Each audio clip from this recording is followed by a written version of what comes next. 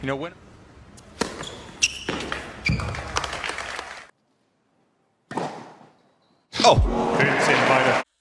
여러분 안녕하세요. 골텐TV의 골텐입니다.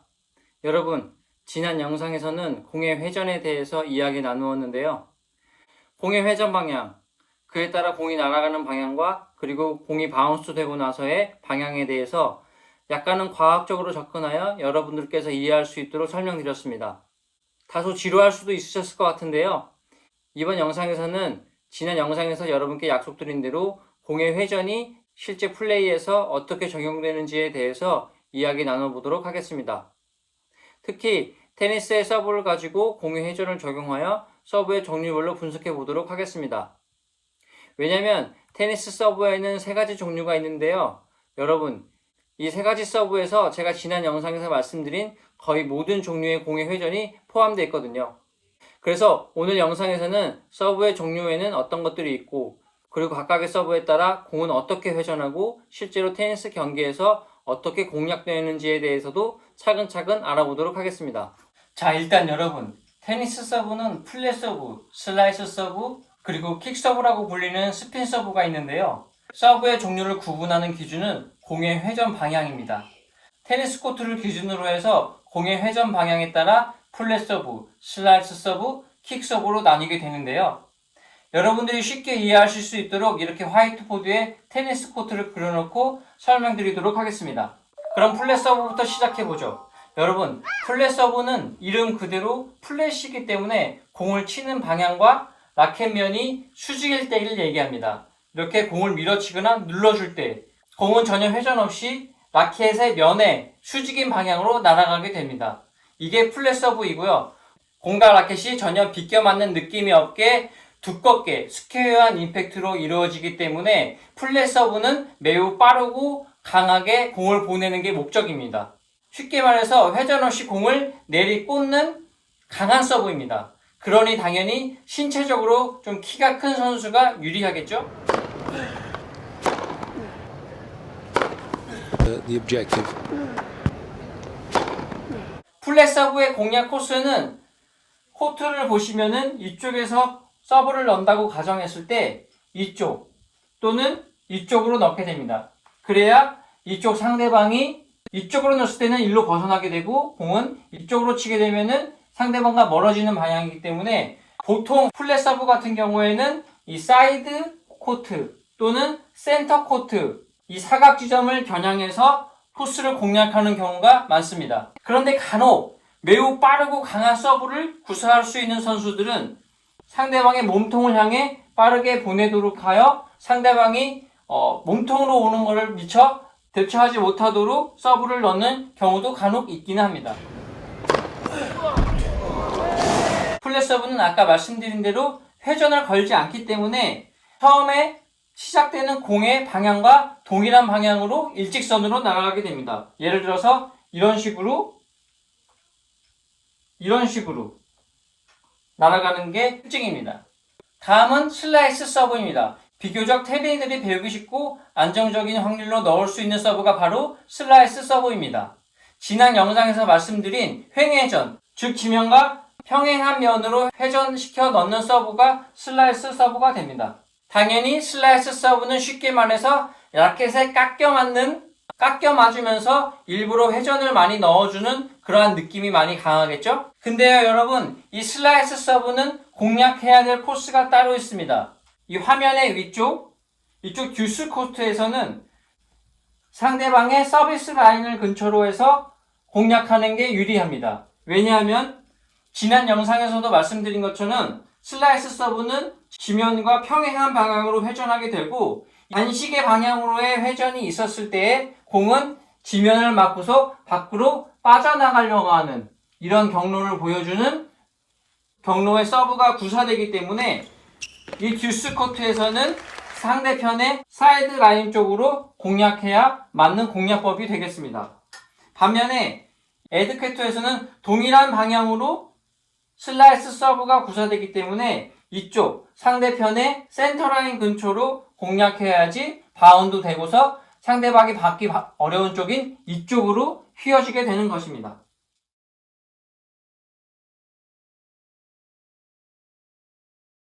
그럼 반대로 한번 생각해 볼까요? 이 듀스 코트에서 슬라이스 서브를 상대의 센터 코트 쪽으로 보내게 되면은 이쪽에 바운스가 된 후에 방향 전환이 된 다음 상대편 쪽으로 날아가게 되므로 상대편이 오히려 볼을 처리하기 쉬운 코스로 날아오는 격이 되는 겁니다. 마찬가지로 이쪽 에드 코트에서도 이렇게 공이 반시계 방향으로 돌고 있는데 이쪽 상대편의 사이드 코트 쪽으로 공략하게 되면은 공은 이쪽으로 휘어지기 때문에 상대편 입장에서는 공을 더 쉽게 처리할 수 있는 상황이 되는 것입니다.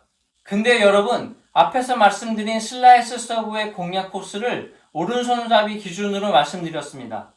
왼손잡이라면 모든 게 반대가 됩니다.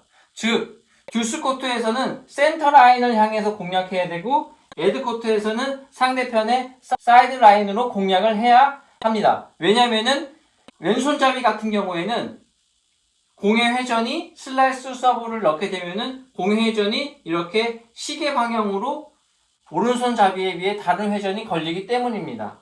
그런데 여러분도 아시다시피 왼손잡이보다는 오른손잡이가 압도적으로 많잖아요. 그러니 오른손잡이를 상대적으로 많이 상대한 오른손잡이가 왼손잡이를 만났을 때 서브의 회전이 기존의 경험 대비 모두 반대로 서브가 들어오기 때문에 서브를 처리하기가 매우 까다로워지게 되는 것입니다. 여러 가지 이유가 있겠지만 오른손잡이인 페더러가 유독 왼손잡이인 나달한테 덜미가 잡힌 이유도 바로 이 서브의 영향이 매우 크다고 볼 수 있습니다.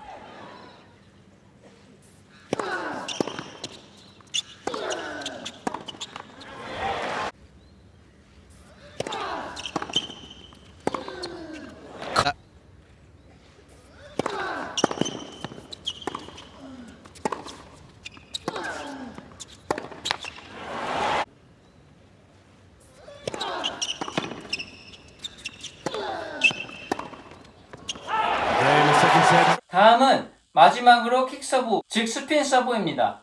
여러분, 킥서브의 회전은 약간 복잡해 보일 수 있어요. 최대한 쉽게 설명드려 보도록 하겠습니다. 한마디로 요약하자면 킥서브를 구사했을 때 공의 회전 방향은 지면과 수직인 종회전입니다. 지면과 수직으로 이러한 공의 회전 또는 이러한 공의 회전이 종회전이라고 지난 영상에서 말씀드린 바 있습니다. 여러분, 지난 영상은 위에 링크를 달아 놓았으니까 참고해 보시면 좋을 것 같습니다.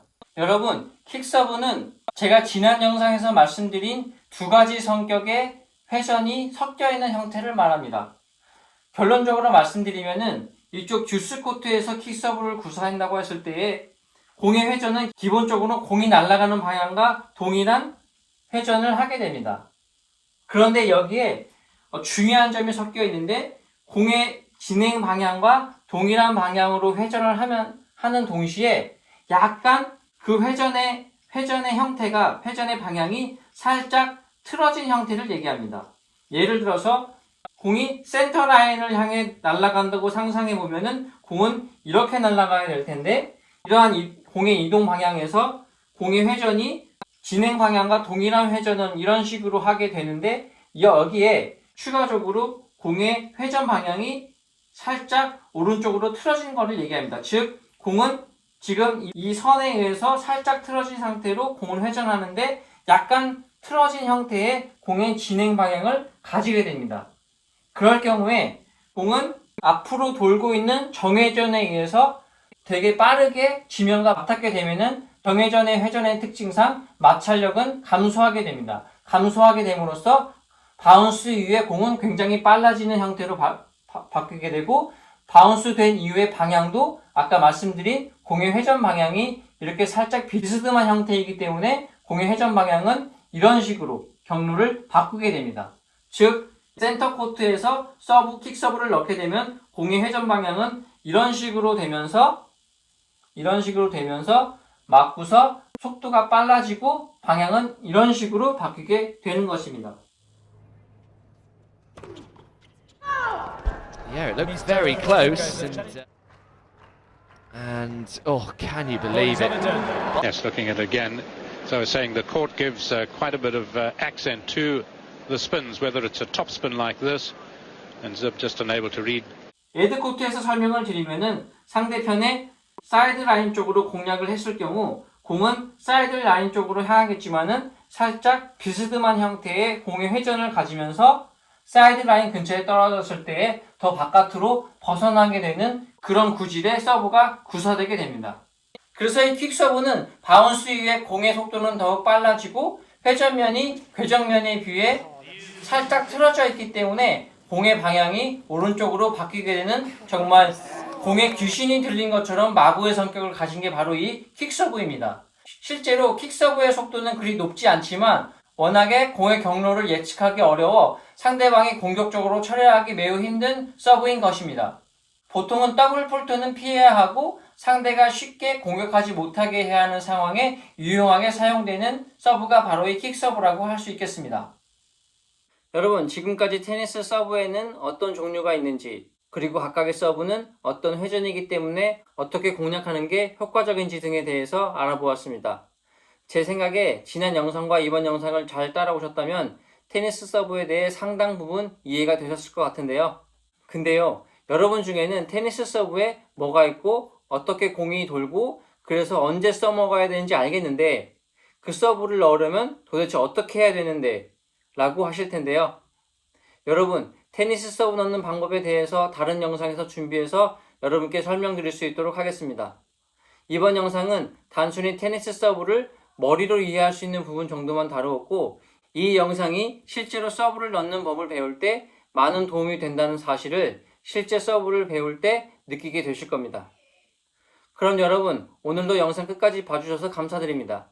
여러분이 원하시는 양질의 영상을 위해 다시 한번 구독, 좋아요, 알람 설정 부탁드립니다. 빠른 시일 내에 다시 찾아뵙도록 하겠습니다. 그동안 건강하세요. 감사합니다.